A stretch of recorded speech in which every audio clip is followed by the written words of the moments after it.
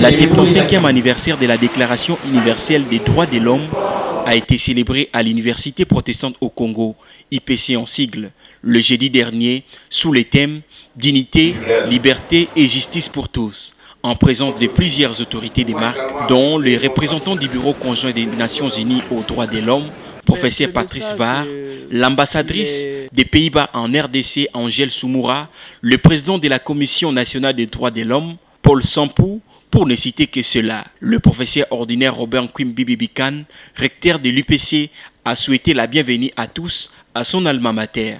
C'est un honneur pour moi et pour toute la communauté de l'Université protestante au Congo d'accueillir son Excellence Madame l'ambassadeur du Royaume des Pays-Bas et toute la délégation qui l'accompagne dans ce cadre modeste de notre alma mater, à l'occasion de la journée commémorative des droits humains et leur souhaiter la cordiale bienvenue.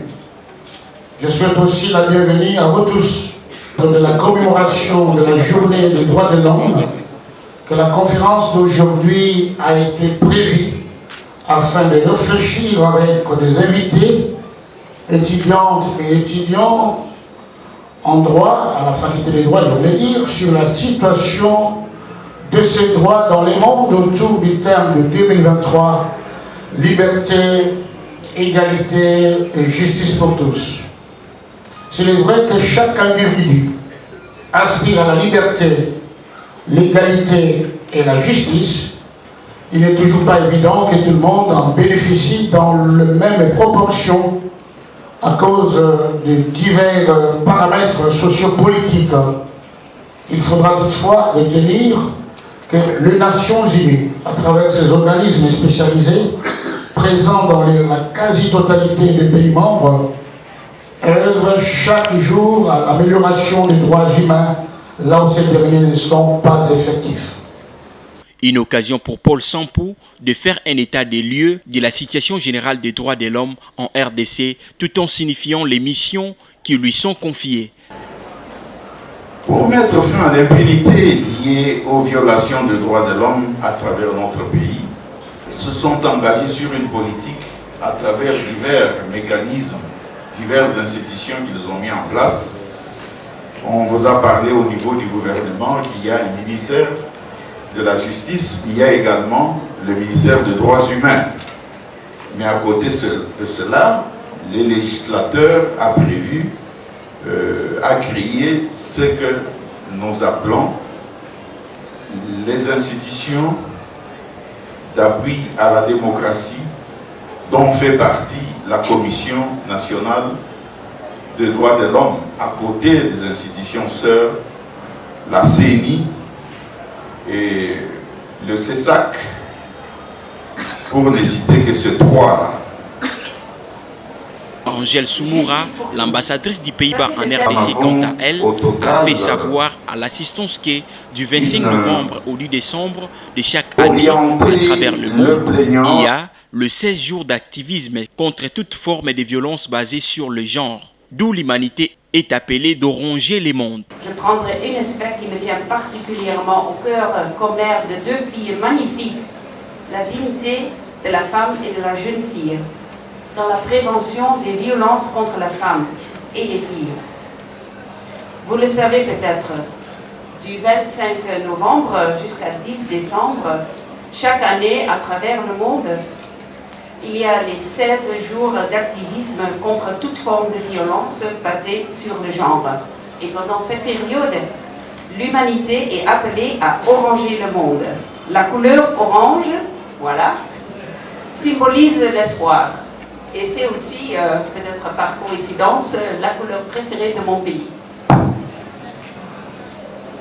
Mesdames et messieurs, chers étudiants, on estime qu'une femme sur 3 dans le monde expérimentera dans sa vie un abus sexuel ou physique.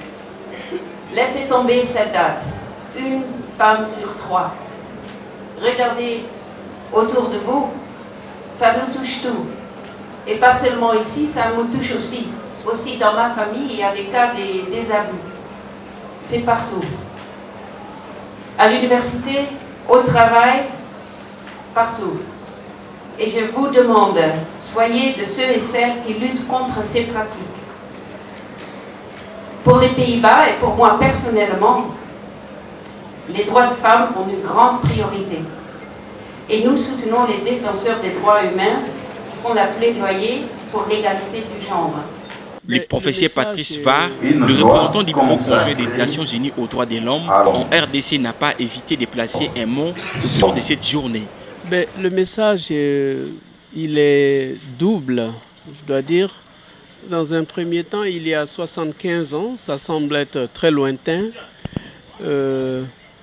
Nos ancêtres, j'allais dire, à la fin de la Seconde Guerre mondiale, avaient tiré les leçons des affres des deux guerres et se sont dit qu'ils allaient promettre à la génération présente et à venir de les mettre à l'abri de la peur, c'est-à-dire contre l'insécurité, du besoin, la question de pauvreté et de l'ignorance.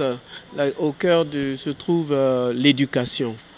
75 ans après, nous nous interrogeons sur si le monde est plus sûr, si le monde est plus éduqué, est moins ignorant et si le monde est à l'abri du besoin. Vous constaterez avec moi qu'il y a encore beaucoup de chemin à parcourir.